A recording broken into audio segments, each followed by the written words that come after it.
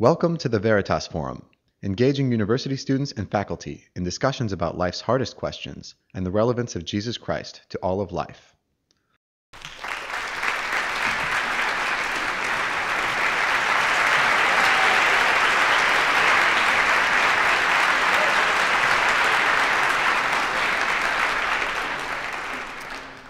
Thank you very much for that introduction, and it's great to be with you. In part because of last-minute changes, the technology of this presentation is going to be somewhat limited, and I'm going to depend heavily upon someone called Andrew, who is behind the screen, the Wizard of Oz, who is going to help with the visual aids, I hope. Yes, very good.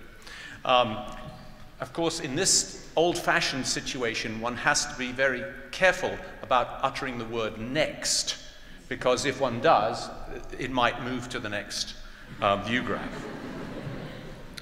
In this question of faith and science, are they friends and foes? I think that one of the most influential questions is this question that has already been raised, the question of scientism. Next. Thank you. And I'll get the shameless advertising over quickly. And I became so frustrated about this belief. Scientism is the belief that science is all the real knowledge there is. I became so frustrated with the scientism of today's culture and much of the debate that I wrote this book about it. And my book explores the history of scientism, some of its justification, some of its very important distinction from science, and its cultural consequences. I experienced two reactions, immediate reactions, when I raised this issue of scientism. One of them is for someone to say, well, you know, that's obviously true. The other reaction is sort of equal and opposite. Well, it's obviously false. Now, when you have two reactions like that, you know that actually there's something here that is not obvious. And what is often not obvious is the very presence of scientism. And that's because it's very rare that anyone gets up and explicitly endorses scientism, says, I believe that science is all the real knowledge there is. Far more often, scientism is just a hidden, barely acknowledged presumption. But here's an example that I wanted to show in case that you believe that this scientism is a complete straw man and no one really believes this. Here's Alex Rosenberg. His latest book just came out. He's a philosopher at Duke University, The Atheist's Guide to Reality. He defines scientism in exactly the way that I do. He says it's the conviction that the methods of science are the only reliable ways to secure knowledge of anything. He goes on to say things like, science provides all the significant truths about reality. And in case you are in any doubt, he says, once you adopt science, you'll also be able to cease treating the humanities as knowledge. Actually, though, more often than not, as I say, scientism is hidden or just a background presumption. So, for example, Paul Thagard, in his book, The Brain and the Meaning of Life, says, what is reality? Those things and processes identified by well-established fields of science using theories backed by evidence drawn from systematic observations and experiments. Or Richard Dawkins, who doesn't argue, he just repeatedly asserts in his book, The God Delusion, things like the existence of God is a scientific hypothesis like any other. Next, please. So, to make sense of this discussion between faith and science, I think we have to understand what we're talking about. And in particular, we need to be very careful about what is meant by faith and what is meant by science. I'm going to spend most of this talk talking about what I think science is, because I think that's the most approachable question. But I'll talk somewhat at the end about what faith is and try to bring those two together. And the first thing to be clear about science is that there are two competing meanings of the word science. Once long ago, science meant simply any systematic study of a particular topic. In other words, science was, practically speaking, synonymous with knowledge. And long ago, that simply was its meaning. And it was even the case that some usages like this persisted into the 20th century. Now, the reason why that's important is because, of course, by this definition, scientism is practically speaking a tautology. I mean, if science and knowledge are simply the same thing, then it's true that all the real knowledge there is science. But that isn't what we mean today. That isn't the modern meaning of science. What we mean today is what once would have been called natural philosophy, and what we more commonly these days call natural science. It's the study of nature that we think of in modern science as the inheritance of the scientific revolution. So that's what I mean by science, and I'm going to expound that. What I mean by faith, in short, because otherwise I'm going to not sort of have my cards up front if I say nothing about it, I'm going to mean basically Christian conviction and belief. And the reason I mean that is because I'm a Christian, and that's what I understand best. Of course, a lot of what I say may well apply to other religious faiths, but I prefer for them to speak for themselves. So that's basically what I'm going to mean. And you know, if we're talking about this question between science and religion, that's really what people are talking about, right? They're not talking about reconciling the gods and goddesses of Greek mythology with the latest theories in economics or politics. They're talking about the compatibility of Christianity or some other major world religion with a modern understanding of things like physics or chemistry, biology, astronomy, geology, and so forth. And of course, science and faith is a burning issue, a pressing issue in our society, and one people are very interested in, precisely because natural science has enormous epistemological prestige. People really believe what science says about its topics, and that's based in large part on its amazing growth and in a certain sense, success, as was mentioned earlier. I mean, I'm a scientist. I think science is terrific in the right place, understood correctly. So, okay, if science did still mean just systematic contemplative knowledge, then theology would still be a science. It might not these days be the queen of the sciences that it was once thought to be. But the truth of the matter is, when we're talking about science today, that's not what we mean, and theology is not a natural science. So, you might say, right, well, how do we go about defining or understanding what science is? And isn't science simply the study of nature? I mean, that's a very natural sounding definition or understanding of what science is. But I would like to suggest to you that trying to understand and define science as the study of nature is not a very helpful definition. And the reason is that the word nature is, if anything, more unclear as a concept than the word science. And the ambiguity of what we mean by nature has been recognized for centuries. This gentleman is Robert Boyle. He was one of the co-founders of the Royal Society, the first major scientific organization in Great Britain. And of course, you perhaps know him from Boyle's Law, although since this isn't MIT, you wouldn't all be able to tell me what it is, would you? Okay, no test.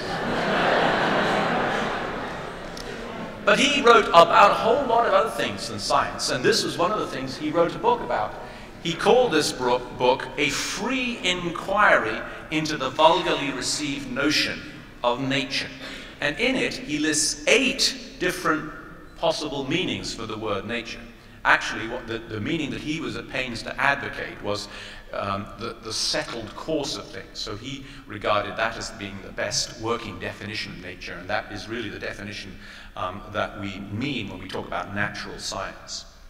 So because this word nature is rather ill-defined, science, I think, is best understood not so much through its topics, in other words, what it studies, but rather through its methods. Next view graph, please. So that's what I'm going to spend a little bit of time on, talking about science's methods, and we'll move to the next view graph. There's a great deal of philosophical controversy about understanding the scientific method as it's sometimes been referred to. And it's a pity that Dr. Müller is unable to be here, because he would be very knowledgeable about that. But nevertheless, I think science is rather well-defined and can be identified, at least intuitively, from its characteristics. Those distinctive characteristics are things like observation, experiment, measurement, and so forth. And I boil all of those characteristics down into two major characteristic approaches that science insists upon. And those are reproducibility, so that experiments, for example, or observations must be reproducible, and clarity, which is to do with the fact that science requires unambiguous descriptions and measurements. I'm going to unpack those a little bit more, so we'll move to the next view graph, please. Michael Faraday was a fascinating character in 19th century science. He had practically no formal education. He left school at age 13 and was apprenticed to a bookbinder, where his real education occurred, reading the books in Mr. Rebo's shop. He has no less than 5 laws or phenomena of science named after him, which I think it may be a record. I don't know. I haven't, but it's certainly a remarkable record.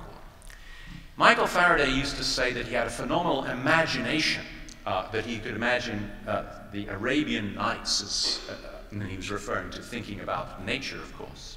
But he said, facts were important to me and saved me. Without experiment, I am nothing. He was a great experimentalist in those heady days when electricity and magnetism and so forth were being discovered and explored. And it was said of Michael Faraday that whenever he heard or read about a new phenomenon that someone had discovered or observed in some other lab, the first thing that he would do is he would rush down to his own lab in the Royal Institution in London and try to reproduce it. And I like to think that this woodcut, at least in my mind, is representative of Michael Faraday in his lab at the Royal Institution trying to reproduce some experiment that he's heard about. But he did this because he knew in his bones that science depends on repeatability, that if someone does an experiment somewhere else at some other time, that he ought to be able to reproduce it in his own lab. Did that make Faraday into an arch skeptic? Far from it. He was a lifelong Christian. He was a member of an unorthodox Christian church, the Sandemanians. And he was actually the elder of that church for much of his adult life. And in that church, that meant he was basically the preacher and visited the sick and so forth. No, it didn't make him a skeptic. Let's move on. Now, if you thought about this carefully, you might say, well, okay, that might be true for experiments, but what about observational science? For example, what about astronomy? Because after all, we can't do experiments on the stars. So how can reproducibility be an important part of those observational sciences? Well, yes, it can. Reproducibility is just as important in observational sciences. For example, in astronomy, different observers have to be able to observe the same phenomena from different places at different times. Or if there are unique events in the heavens, as there are on some occasions, and this photograph is supposed to be a representation of such a unique event. This is the Crab Nebula, which is the remnants of a supernova that took place on the 4th of July, 1054. If there are unique events, then you need more than one of them. And so there are lots of supernovae that happen, and with today's powerful telescopes, we can actually see them on a quite regular basis. And so repeatability is, in fact, present in an observational science like astronomy, and it is important. So reproducibility doesn't just mean reproducibility at will, as it is in principle, at any rate, for a for an experimental or laboratory science. But many things in our lives don't possess reproducibility. Reproducibility isn't present in lots of topics of great importance. And I usually take history as the best example of this. Only a tiny fraction of the activities of history benefit from analysis bearing the stamp of natural science. So how do we know the truth of the statement that Julius Caesar was stabbed to death on the steps of the Roman Senate, on the 15th of March, 44 BC? Not by science, not by reproducibility, not by experiment, or any kind of scientific evidence. But we do have evidence. It's not scientific, it's historical. History has real knowledge, yet history's knowledge is not, by and large, scientific knowledge. I won't dwell on it, but the same can be said of economics, in part because in economics you can't do a reproducible experiment on an economy, because that would be irresponsible for one thing. Mind you, that doesn't hold back some of us. Oh no, I shouldn't say that. Politics is another field, very, very important. But consistency and predictability, no, that's not part of politics. Pragmatism and public opinion is part of politics. So there are many different types of important discipline that aren't sciences in the sense that natural sciences. Now, of course, some of my colleagues will bristle when I say this, because they are assuming that I'm belittling their discipline by calling it a non-science. But they shouldn't bristle, because I'm not. I don't subscribe to scientism. I think scientism is a dreadful mistake. And if you don't subscribe to scientism, then calling something not a science isn't an insult. You might actually, be praising it. But the problem is that many of these non-scientific disciplines have been and still are influenced by scientism because of the power of the scientific viewpoint. Well, I must move on. Clarity is my other chief characteristic of science.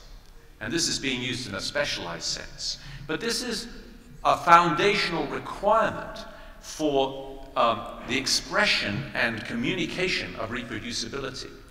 The results of an experiment have to be able to be expressed sufficiently clearly that I can actually tell whether that repetition has given the same results or not. Otherwise, it's going to be impossible for other investigators, or even for myself, to tell whether I got the same result on repeating the experiment. And the primary way in which people achieve this kind of clarity is by measurement. So turning descriptions of nature into numbers.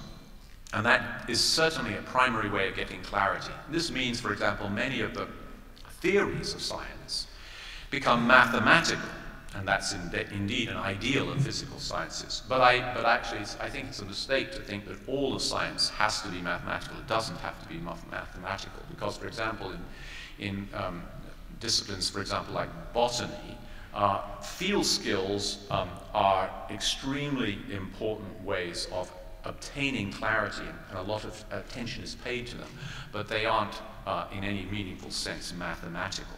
Or if you think about physiology, the description of the bodies of animals or humans, that's not really mathematical, yet they do aim very much for this clarity. This, incidentally, is a copy of the International Kilogram. That is the last of the physical units that we still measure by reference to an artifact. All the others are measured by physical phenomena. But again, many vital topics that we have to deal with as people don't possess these kinds of clarity.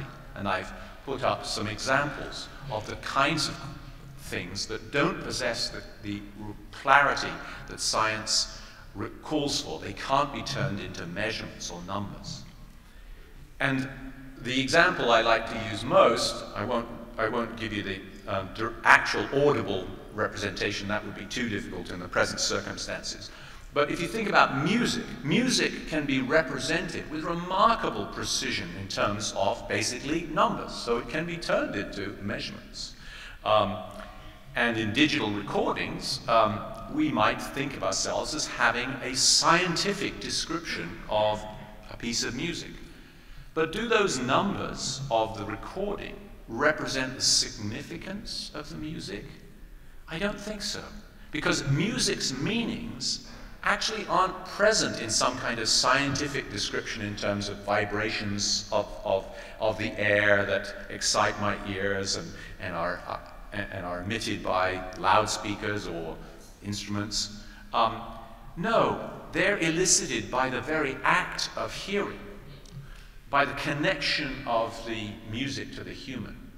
And they don't possess the kind of clarity of being able to be expressed unambiguously. So, next view graph. So, those are my two characteristics of science. And I want to return to the problem of scientism. Scientism has tried to inflate the scope of natural science governed by those epistemological principles into all of knowledge. But it's met with substantial resistance. And there is within the academy particularly, over the last 30 or 40 years, a whole trend which is, in a certain sense, a rebellion against and a rejection of scientism. And I don't want to understate the complexity of what the postmodern movement is. But one of its characteristics is that it is a rejection of scientism. So Jean-François Lyotard is a kind of icon of postmodernism, and often considered to be its representative and one of its first advocates and explainers. And here is what he says. Scientific knowledge doesn't represent the totality of knowledge. It has always existed in addition to and in competition and conflict with another kind of knowledge, which I will call narrative. Or elsewhere, he just simply boldly says, knowledge is not the same as science. So a way of understanding what has been happening, particularly in the humanities and the arts, in philosophy, in the academy in the last 40 years, that is often labeled postmodernism, is a sense that many academics in the non-scientific disciplines are up in arms to reject this scientism that has become so powerful. And I would say they are right. They're right to do so. I think it's a very justified reaction to scientism's pretended monopoly of knowledge. However, there's an unfortunate aspect of it, and that, at least from my personal scientific perspective, and that is that many people take this to extremes, and they end up rejecting science's own expertise in its understanding of nature. And this then provokes the science wars because the postmodernist says, you scientists don't really know what you're talking about, and we say, well, we do know what we're talking about, and so it becomes, a big argument. So the problem is when the postmodernist impulse leads out to throwing out the baby, which is science, with the bathwater, which is scientism. But I don't think that's actually necessary. I don't think it's important to do that. And one can avoid that problem if one distinguishes science from scientism. So let me just unpack scientism just a little bit more. Scientism is, in a certain sense, a philosophy, or perhaps the best expression for it is it's a worldview. So something that's a worldview tends to have things like a justifying narrative history, some kind of integrating cosmology, a lens or filter through which to view the world and interpret the world. It very often has a community of believers, of adherents, and those people look to that worldview as a source of their ethics. Now, I'm sure that those of you who are people of faith recognize that as a partial description, at least, of a religion. And these are the characteristics which are actually shared by scientism. I don't have time to unpack all of them, but let me say a few words about the justifying narrative. People sometimes say, well, okay, if scientism is so important, well, when did it really get going? actually got going quite early on in the scientific revolution.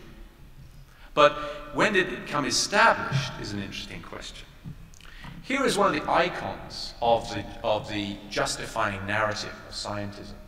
This is Galileo. Okay, we all know about Galileo, who asserted that the Earth goes around the sun and got into trouble with the Roman Catholic Church for it.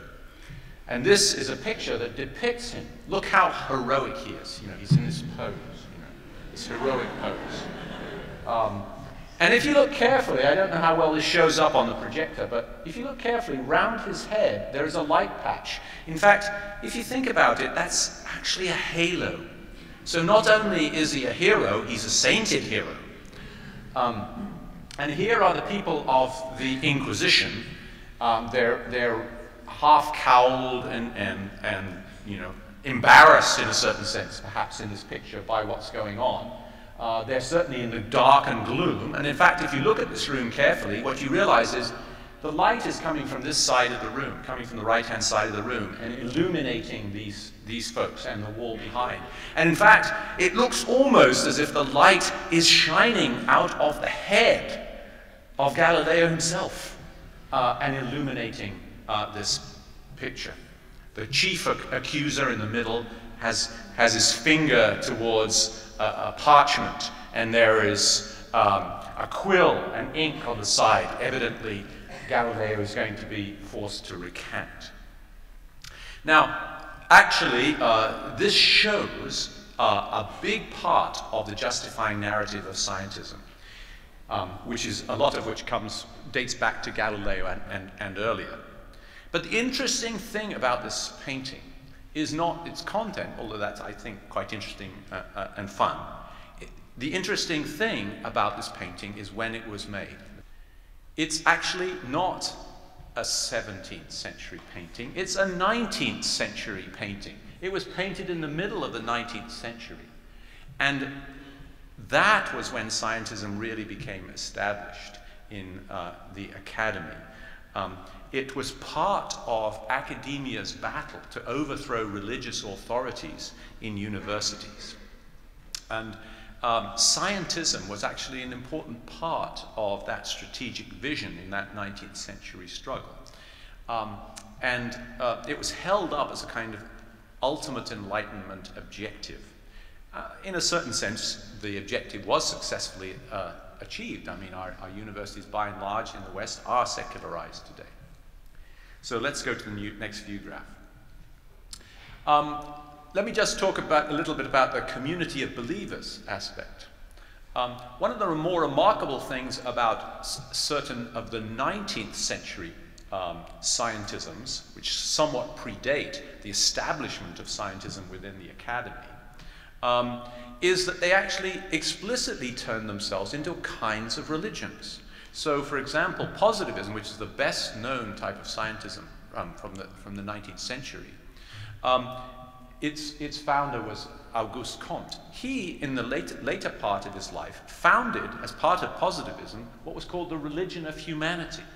And this was literally a religion. People met once a week in kind of positivist churches. They had hierarchical priesthood, it had public services, it had daily prayers, it had 9 personal sacraments and 81 annual festivals. This is, by the way, a still standing positivist temple from Brazil. So it went quite far afield.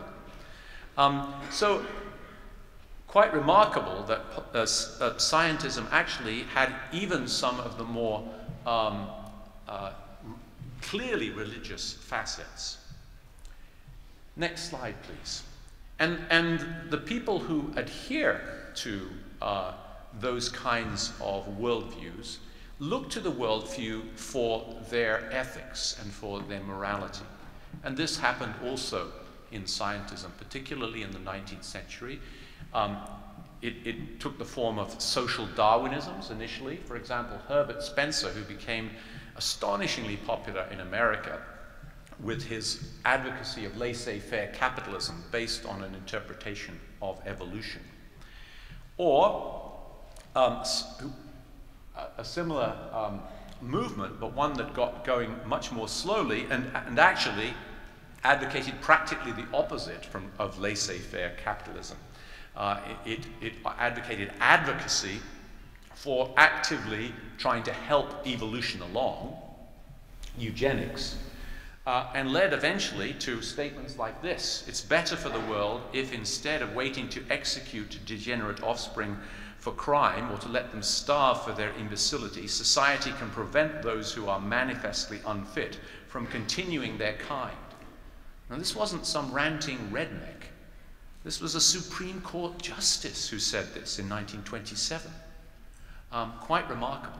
Now, eugenics, of course, came to an abrupt end as the civilized world recoiled from the horror of the Nazi Holocaust. But still, people look to science and scientism for their ethics, and that continues today. The rebirth of what amounts to a kind of social Darwinism in the 20th century, you could think about what's called sociobiology. This is Edward O. Wilson's term, and whose very famous book, Sociobiology, the Modern Synthesis, and On Humanity, well, winning him Pulitzer Prizes and so forth, applied analogies from social insects to humans. And these were backed up by evolutionary explanations, stories that seemed purported to put a scientific ethos on the kinds of moral and ethical decisions that he thought could be addressed. I mean, it's a good thing, in a way, that E.O. Wilson arrived at an opposite conclusion from the eugenicists. He said, well, we should, because the gene pool needs diversity, we should let everybody flourish. Okay? The eugenicists were saying, no, we should sterilize the unfit. Okay? But the truth is that they didn't come to those opposite conclusions for any good scientific reason. And Wilson himself was lambasted by some of his Harvard colleagues, biologists and atheists, actually, people like Gould and Lewontin, because what they said was that the biological evidence that he had adduced had very little relevance to human behavior. And yet these ideas still have an astonishing currency in academia. Evolutionary psychology, for example, is very much alive, and it's part of the same trend. And yes, well, we have made substantial progress in measuring physical signals in the brain, for example. But that doesn't justify the centuries-old just-so arguments and stories. The problem is that these arguments can be twisted to support practically anything. Next view graph, please. So I promised you that I'd say more about the faith side of things, and that's what I want to do before I wind up. And I thought I would do this by drawing what I take to be a genuine contrast between worldviews that are secular and the worldview of Christianity. Because I think it's a starting presumption of much secular argument in the intellectual West today, that there is no reality beyond that discovered by the natural sciences, and there is no good higher than the freedom of the individual. Now, science and individual freedom are both good, but Christians have a different view. We believe that both the deepest reality and the highest moral authority and good are found in loving relationships. We believe that the universe exists because a God who is love willed it and loves it. And we believe that individuals are loved by God and find their truest fulfillment in entering willingly into a relationship with Him and with one another. Now, we see around us that all is not love. There's a great deal of pain, alienation, anger, strife, and war. But Christians say that God has entered into the experience of his creatures in the person of a human, Jesus.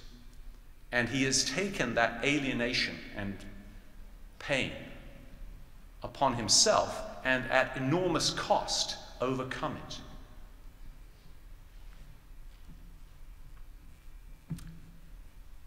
And that this stupendous redeeming act was taking place in front of practically the whole population of a small country, and that it echoes up and down the centuries. Now, this Christian worldview, Christian understanding of the world, is not scientific, but also it's not a foe of science. And so I'll come to my last few graphs, please. That if we recognize that science has inherent limitations of scope, that its methods don't apply to many important aspects of the world, and if we distinguish science from scientism, that allows us to affirm the intellectually coherent approach that scientific and non-scientific descriptions can be simultaneously valid. So even if I do have a fairly comprehensive scientific explanation of some phenomenon, for example, the human person, there are still, or may well be still, important, crucially important aspects of that, which no amount of scientific progress is going to turn into natural sciences. For example, my thoughts. So it's vitally important to recognize that if I've got an explanation of a person in terms of atoms, it doesn't mean they're not a person. It doesn't mean the thoughts don't count. They still do count. So this idea that explanations at different levels can simultaneously be valid is an attitude that is, first of all, scriptural. I won't unpack this, but I'll give you a few references and we can talk about it later if you like. Secondly, it was historically practiced by the Christians of the scientific revolution and beyond, and they expressed it in terms of an analogy to two books. And it's philosophically necessary for, in any case, for all non-scientific disciplines, quite regardless of religion. But there is an inevitable rivalry between the worldviews of scientism and theism.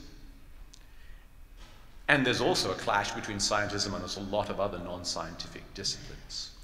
And Christianity, in common with most religious perspectives, cannot possibly accommodate scientism because that worldview rules out from the beginning personality and purpose, which are intrinsic to theism.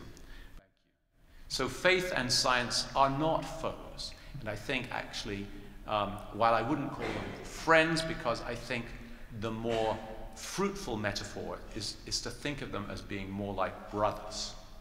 Thank you very much.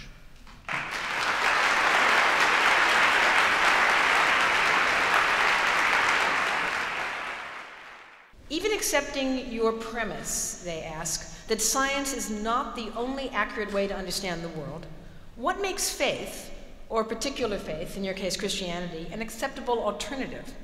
And furthermore, how does one go about determining the faith that provides the right answers about our experience?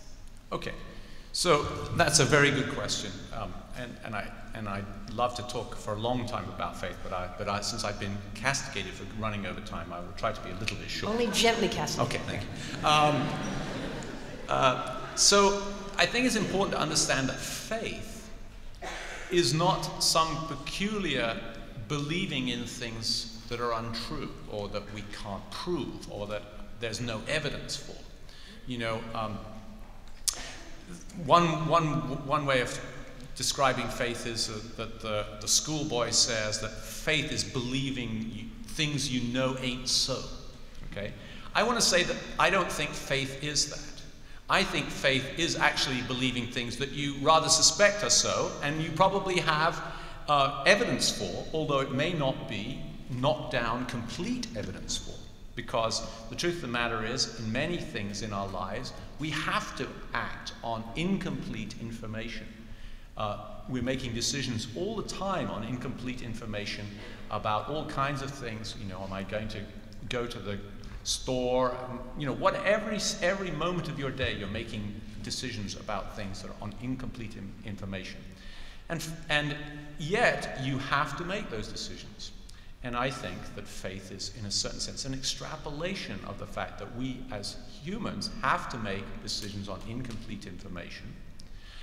And we have to do so about the big questions of life as well as the small questions of life. Should I go to the store or not? So we have to make it about the big questions of life. So I actually don't think that faith and science are, in a certain sense, alternatives. I don't think that faith is, in a certain sense, a different option. Actually, I think scientists themselves are exerting faith in a certain sense. We believe that, you know, the universe is going to be similar today to what it was yesterday. So that's an elementary form of faith. We don't have a proof of that. So that's talking around this question a little bit of faith. Now, there was a second part to this question that I Which faith? Which faith? How do you go about determining that? Which faith? Is it just biographical? Right. Certainly, from my, you know, I will speak about myself. From my perspective, so one way of putting this question is, well, there are lots of faiths in the world, you know, lots of religions in the world. Why believe one? Is it just that, you know, you were brought up in a particular country or whatever it might be? You know, maybe that is an influence. I think for me, I am a believer in God primarily because I'm a believer in Jesus. So as a part, I mean, just as an aspect of my personal religious or the history of my faith, I didn't sort of convince myself or come to believe that there is a God and then, you know, pick and choose, well, which of these many religions will I take? For me, I became convinced of the persuasiveness of the Christian gospel and was drawn to the person of Jesus Christ as someone who as I say, I was drawn to. And I would say I became convinced that Jesus is who he says he is. So that is my reason why, in a certain sense, for me, this question is a rather easy one to say. Why do I believe in Christianity? Because actually I find Christianity the persuasive part of religion as a whole. And I do think that there are many intellectual and evidentiary reasons that one can put forward for that kind of choice. You know, I don't want to be impolite to people of other faiths, but I think, well, actually, I think you and I worship the same God, so I don't actually think that we were about to be impolite to them. Right, but how? But so the question they're pushing is like, are the claims you're making, are they common for religions, or is it particular to Christianity? Well, I think much of what I said today does apply to other religions. Okay, certainly this issue of scientism and trying to sort out, you know, how is it true that science, you know, rules out religion? I don't think that's true, and I think that leaves open the space for all kinds of possible religious faith. But for me, you know, I have a religious belief, and I think that I think it's important for us to be able to enter into, you know, public discussions about our religious faith, not leaving it behind, not leaving our commitments on the shelf, but bringing them to the public square politely and conversationally. So I want to lead into that, the next question, for that, because as a scholar of religious studies at Northwestern, I have to say, it's really interesting because even the word nature or the word faith itself is in some sense framed by the Christian story. Jews commonly would call it, the term emunah, the notion of faith, is one that there's a certain amount of tension about. And so when people would think about the hallmark of Jewish religious practice, or the hallmark of Jewish religious halacha, or law, as differentiated from faith as a core understanding or grasp of the tradition. Yeah. So what they're talking about here, this again are from our colleagues from the Secular Student Alliance, A hallmark of modern science that developed through the European Enlightenment is the stress laid upon reasoning that, at least in some sense, opens and is in some sense open and possible for all. And of course, I would add that it creates a public space between us in which there's a language that's held in common that's derived from these Enlightenment terms. Faith, however, particularly when it means identifying with and subordinating oneself to, at least to some extent, they add, a larger community and its dogmatic teachings, is in direct contradiction to this. Doesn't this indicate that science provides a more reliable means of getting at the truth? Yeah, okay. I think that the idea of subordination and authority is a very important one. And it is part of the modern perspective that we resist authority. You know, we see these famous bumper stickers, you know, question authority and so on. I'm from Berkeley. Yeah. And you know, I recognize that impulse, and I think, you know, there is some value to it. I mean, certainly questioning one's own convictions is something that is actually part of the Christian faith.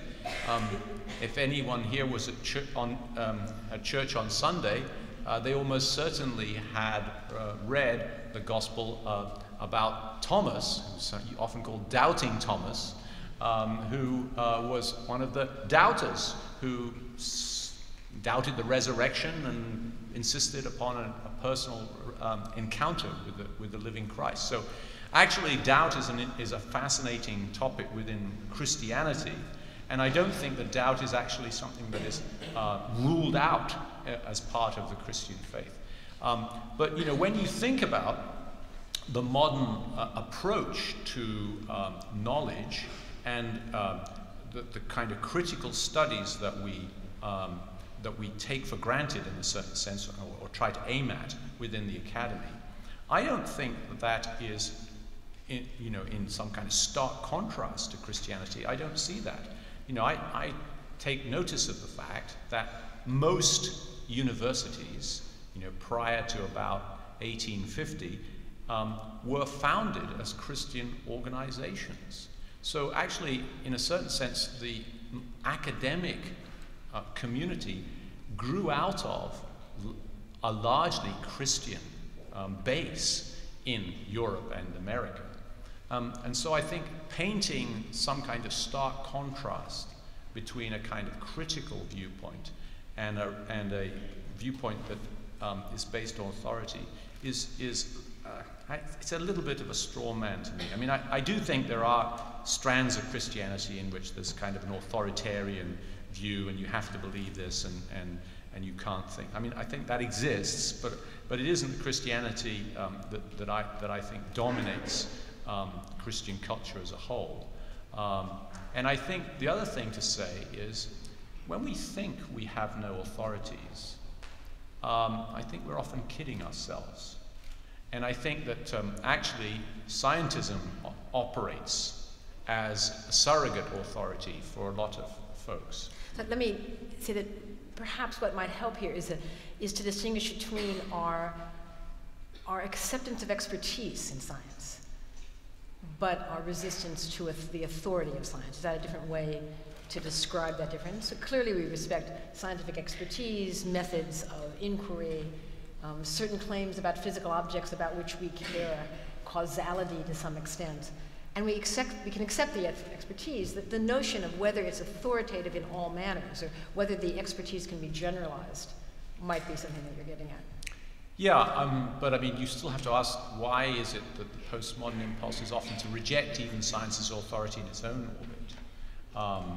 So actually, I don't think the postmodern impulse does necessarily accept expertise. Well, the postmodern impulse, I would say, if I were Axel Mueller, and even I, would say that the postmodern impulse arises to some large extent out of the European sense of tragic failure of the modernist enterprise, in which the inevitable progressive march of human history towards some progressive telos is disrupted by the events of the Shoah and the events of the wars and the catastrophes of the 20th century, opening the way to a postmodern fraction. It's actually one of my research claims that both the best ideas in science and philosophy overlap at this point of interruption, and to think about what it means to have this progressive narrative interrupted so we can stop and say, what's left, what's true, where are we really headed, what's the meaning of the fragments. Okay. Okay, so now I'm going to go back to the secular students. So secular students also ask that you mentioned that science answers questions about nature and not about history, and that therefore the scientific method could not be applied to Christianity. And I might argue that I think you mean also to other religious systems as well. Yes, yes.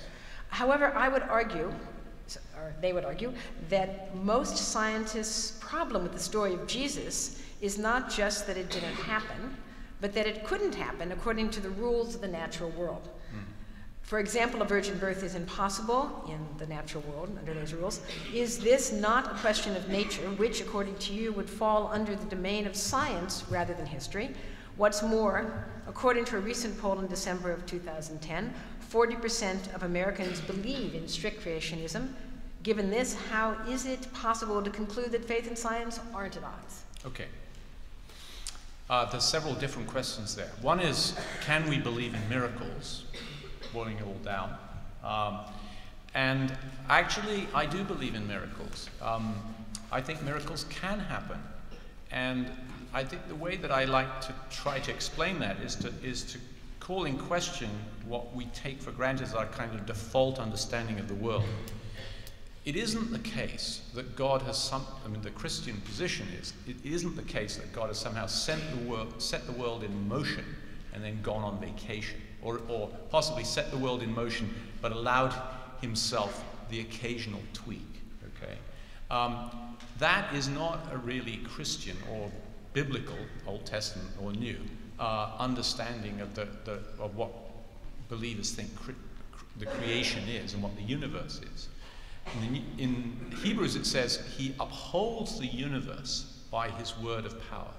So the Christian position is that God is eternally upholding at every moment, that if God were not upholding the universe right now, we all would cease to exist. And I think that's a very different conception from thinking of the world as something that having some inherent existence which God comes and interferes with. So it's actually not the case that in order to be a scientist or to understand science or to support science or to practice science, that you have to believe that the laws of nature are inviolable. I see no reason, even though God is faithful and what we see of and speak of as the laws of nature or as the laws of science are in a certain sense, from the Christian perspective, God's faithfulness in the way that he manages his creation. Even given that, I see no reason to think that God is limited by that from doing something unusual, something out of the normal course of events, and that's what we mean by a miracle. So in a certain sense, I think science is powerless to decide whether miracles do happen or can happen, because basically science is equipped to study the normal course of events, not the abnormal course of events. I mean, after all, it isn't that people in the first century didn't know that women don't have babies unless they've had sex. I mean, it was precisely because of that particular, you were talking about the virgin birth, or anything else. It wasn't that people didn't know that water doesn't turn into wine. It was precisely because it doesn't turn into wine in the normal course of events that it was a miracle. So I don't think we need science to tell us that these things are miracles, and certainly that people of the first century didn't need science to tell them, that these are miraculous claims. So it is not the case, let me just return to finish this final thought then, it is not the case that science insists that the laws of nature are inviolable. Science studies the world insofar as it does obey the normal course of events. That's what science's business is. But it was not the belief of the founders of science, of the great scientists of the 17th through 19th century, that the laws of physics were inviolable. The way they spoke and wrote always left open the possibility that there would be things that were outside the normal course of events. So that's kind of my tackling of this question of miracles. I'm not sure I have covered all of the questions that were embedded in that. I think so, but I want to give a chance. I know we're like so wildly over time, but here you are sitting here. Like, you want to go a little longer? Yes? Yes? Happy? Good. All right. So I want to make sure, because I'm a fair sort of person, that the people who gave me the questions from the Secular Society of Students, the Secular Society, felt fairly represented. Did I do a good job representing it? Do you want to ask another question? Because I want to make sure that your voices are heard. And there you are, President. Okay. So put some into the hopper. So you put some into the hopper. So I just want to make sure that you feel attended to. Good. In this name, so then I get to ask a question. Good. About ethics. Of course, it'll be about ethics. The tough ones. The tough ones. So, they're all tough. In many ways, the way that this has played out in the last few years has been for people to have these debates, and then for people to retreat to the sides of the stage in which you say there's a sphere in which science has dominion, and you go off and make plasma physics happen. Safely, I hope. Absolutely. Hotter than the stars. That sounded pretty impressive. and who's watching that? But, and then there's another. I'm sure it's been vetted by the ethics committee. Right? And so then on the other side, there's this notion that you can be a faithful scientist. You can believe, and it is unimpeded by the demands of liberal theory or the calls of the Enlightenment. You can be suspended when you go to church. And Francis Collins has really struggled in thinking about who he is in the world, head of NIH and a believing Christian who plays the guitar. Right? So how do you put those things together? And there's been a separate, non-overlapping magisteria as a proposal. As an ethicist, I think that doesn't work, because we overlap all the time in the serious questions of life and death, adjudications of what ought we to do.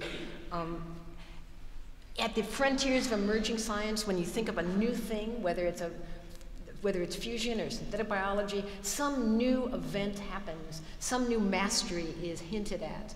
And then scientists begin to make these claims about the way that it will revolutionize the human self, or the world as we know it, or end suffering, and to make the large claims about transformative science that then begin to edge into the sphere of religious faith.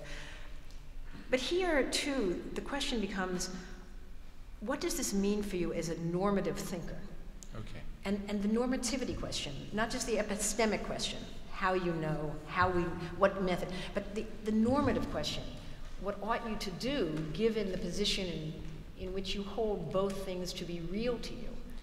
Okay, so let me first of all summarize what my view on this question of non-overlapping magisteria. First of all, I think non-overlapping magisteria is a mistake. It's not true.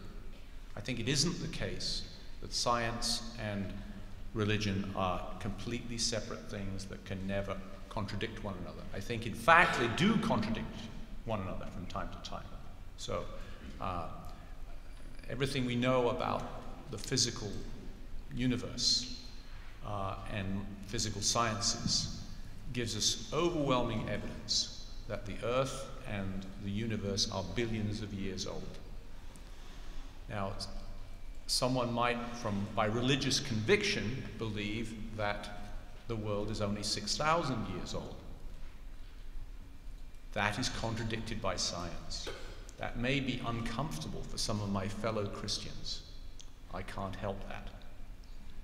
But this mutual correction, I think, goes both ways. I think religious beliefs sometimes contradict the preferences of scientists.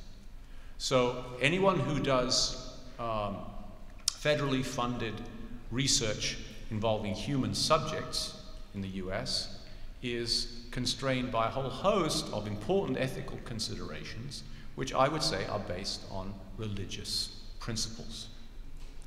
And that might be uncomfortable or troublesome for some of my fellow scientists, and I can't help that either.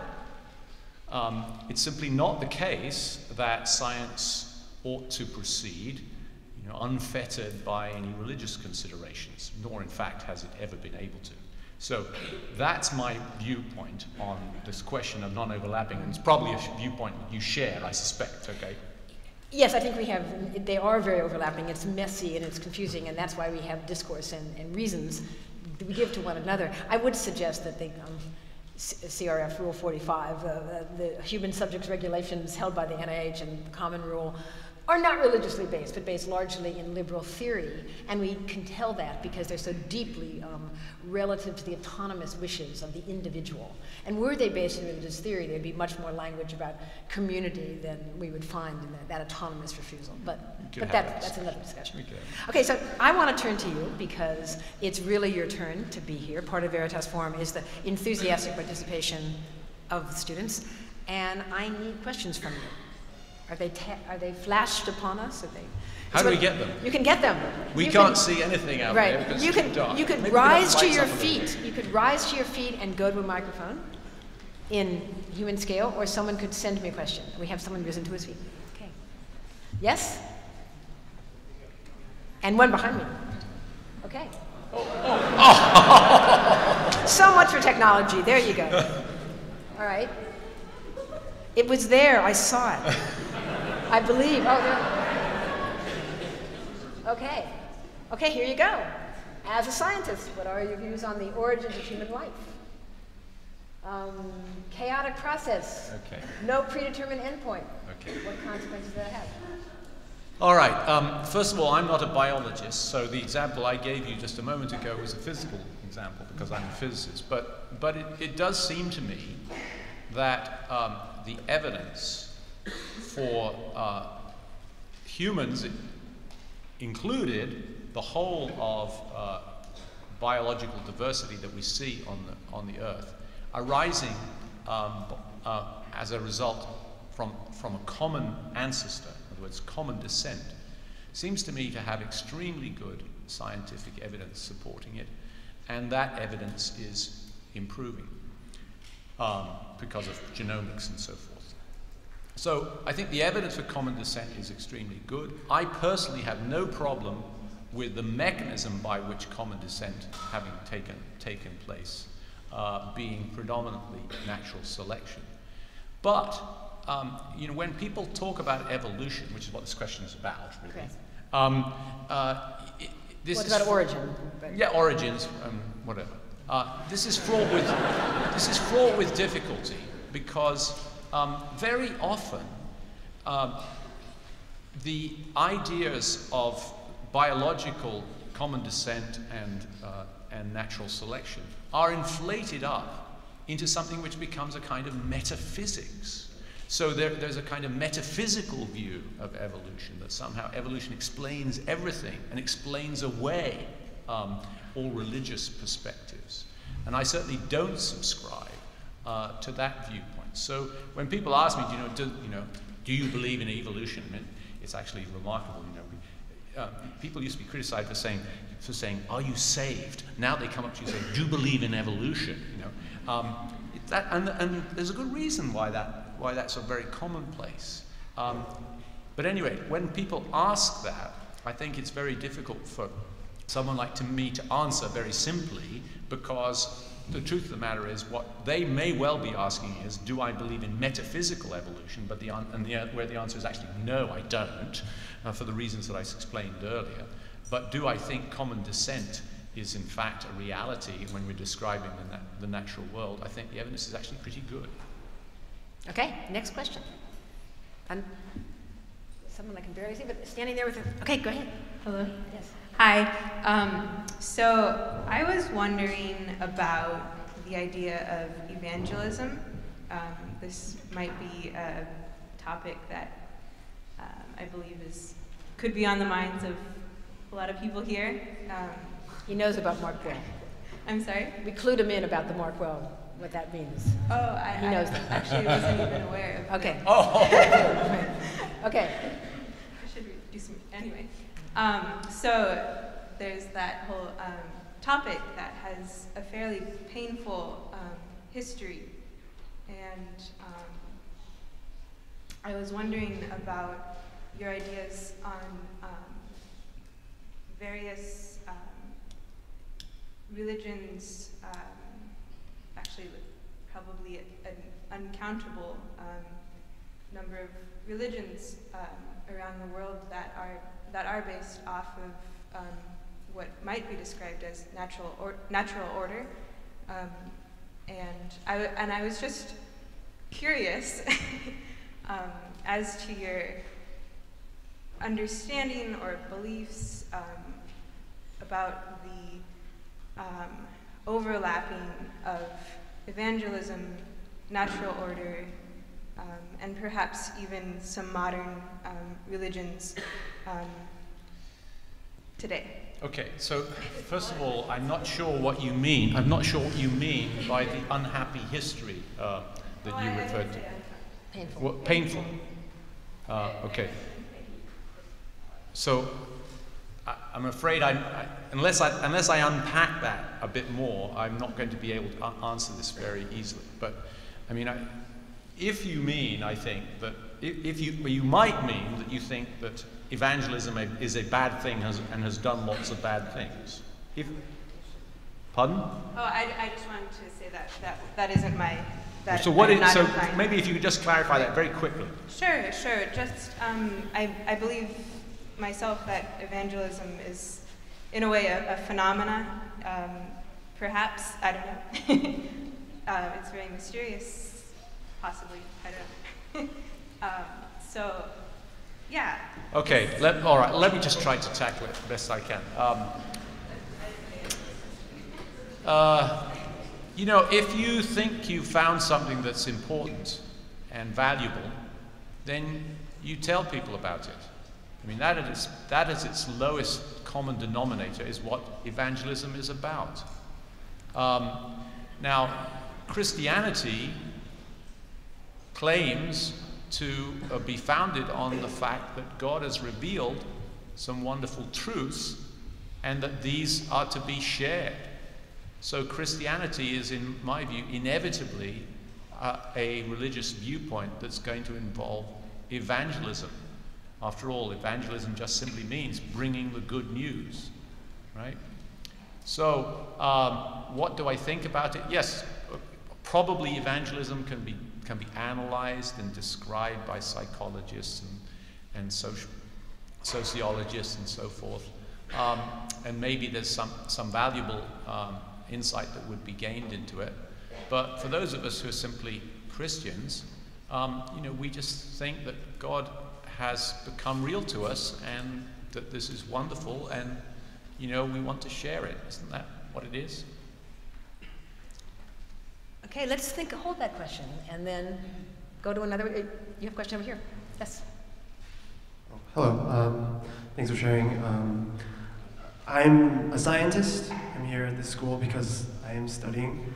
But then again, I am Christian, and personally, I believe that eventually, I think scientism. Your explanation of scientism was that science explains everything now, but I believe that science will eventually be able to explain everything in the future, right? And I don't know if that counts as your view of scientism, because I think it still interplays with my faith, in that I believe that if God has created this universe, it is something for us to discover and find out in science, and that everything that God does, even your miracles that you explained as unnatural phenomena, I think can even be eventually explained as natural phenomena.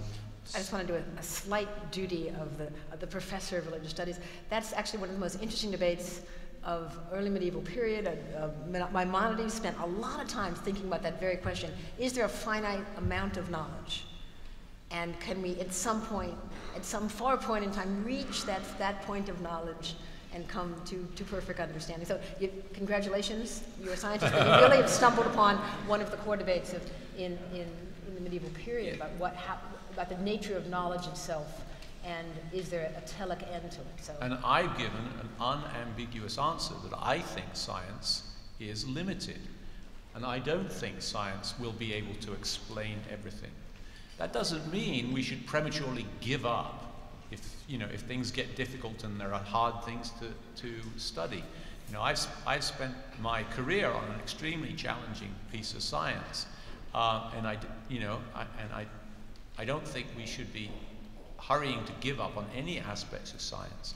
But I do think that if you think in clear categories about what science really is and what the characteristics of science are, you realize there are lots of things in this world that we know are not scientific. And if that's the case, then science is not going to explain those things in any meaningful sense. That doesn't mean that there isn't some, for example, in terms of the human brain, it doesn't mean that there isn't some physical phenomena that surround the operation of the human brain. But I don't think, for example, that all the brain studies in the world are going to explain away the human mind, because the human mind is going to be a phenomenon which emerges from the complexity of that physical situation and needs to be explained in its own terms, not in the terms of some lower level, in terms of atoms or circuits. Which is the very nature of metaphysical knowledge. Exactly. Hence why it's called metaphysical. It's something ungraspable in the physical world. Was there a question over here? Okay. So my question is, what are your thoughts on humanism, which is not a belief system, but I would say a moral code that a lot of scientists who ascribe themselves as agnostics or atheists are what their basic moral code is, and not so much scientism. I think any scientist you talk to will also agree with you that science can't explain everything, at least not at the moment. So what are your thoughts on humanism? Well, you say that it's not a belief system. But in what sense do you mean it's not a belief system? I mean, it is a view of the world that has all of those characteristics that I listed, and the only thing that it hasn't got, that religions have, is a belief in the supernatural. But there are plenty of religions that don't even believe in the supernatural, so even that isn't a very clear distinction. So in the end, I slightly resist the premise of your question. I do think that humanism is an interesting worldview system, and certainly there are many scientists today who adopt a physicalist or naturalist view, who would also say that they're humanists because they want to live a moral life, and I endorse that. That's great. That's wonderful. But I don't think that that's some kind of special non-worldview worldview. It's a worldview. Okay. Now, if you don't want to call it a religion, fine. I'll just call it a worldview. Okay. Yes. So we have just a few more minutes. We want to ask if there are any more questions that came to us. You're pointing at that. Any more I'm waving vainly at this thing. Andrew, any more electronic questions? Andrew, any more electronic questions? No. No. Yes? Yes? He's fallen asleep. Okay, good. All right. Okay, music example. The lack of a lucid.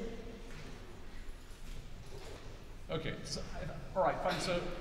So I think this is an elaboration of the question we were just discussing, which was that, are there in fact limits to science's knowledge? And I say yes. And I think this is a good question. I mean, I do actually think that it's not obvious where those limits lie. And I think this is naturally a puzzling one, and it's a philosophically difficult one. But I do think that in the case of music, we might end up having a description of the way that music, which we don't right now, by the way, contrary to what a lot of people seem to imply. We don't understand hardly the first thing about the brain, how the brain works. But there's a lot of smart people working on it, and they're making significant progress. But we might have, for example, ways of mapping how music triggers off certain reactions in certain parts of the brain, and so on and so forth. But how on earth would that have captured what we think music is all about? The only way that it could be true that science is going to explain music is if, in fact, it's simply just some epiphenomenon, has no meaning whatsoever. But we know music has meaning. Even the most elementary fact that music often has lyrics which have meaning. and are not encapsulated in some kind of firing of neurons shows that there is meaning to the upper levels of description. And that's why I say you can never explain away a phenomenon like music by saying it's being represented in a scientific manner. So your position would be there could be every more finely grained representation would be possible, but it would still there'd be an elusive quality to the nature, goal, or meaning of the music that might not be able to be defined. Is that it? That despite that you could have a perfect description, but there would still be some elusive beyondness that you'd want to capture Okay, so let me use... This is an epistemic question, and not really a religious one. Well, let me make it religious. What did Jesus think about nature? The word nature never appears in the Bible, I understand. I haven't actually checked for myself. And my Hebrew is definitely not up to it. Right. But it can be immediately Googled, I'm sure. But anyway, the point is, what did Jesus think about nature? Jesus never spoke about science, but I think actually Jesus shows us a little bit about what he thought about this. When you think about the parable where he talks about the birds of the air, consider the birds of the air, how they neither toil nor reap, and yet your heavenly Father feeds them. Or consider the lilies of the field, they neither sow nor spin, and yet Solomon in all of his glory was not clothed as one of these. Now this is a parable that Jesus is telling about worry. He's telling the disciples not to worry because look at these natural things that happen. Birds and flowers, etc., grow, and they do just fine without worry. Okay? But I think this also tells you that what Jesus recognizes is that it's perfectly valid to realize that there are perfectly natural explanations for how birds get something to eat and how flowers grow. But he says, yet your heavenly Father feeds them, or he clothes them. So Jesus is calling in the idea that there are explanations at different levels. The fact that this happens perfectly naturally is a vital part of the parable. The parable doesn't work unless you recognize this happens naturally, okay? And yet your heavenly Father feeds them. So I think that that's an example of the fact that you have to, and religious people have always, and it's also part of everyday life, to take credit for and give weight to explanations at different levels. I'm not saying that I'm not electrons and nuclei or quarks and leptons or whatever other low-level description you want to say, but I'm just saying I'm more than that. Okay, sounds like a good place to end. I know there's many more questions, hence a reception will follow in which questions can be asked directly. It's terrific that these questions exist and are part of the discourse at Northwestern University. Proud to be a faculty member here, proud to welcome you here, so thanks for coming.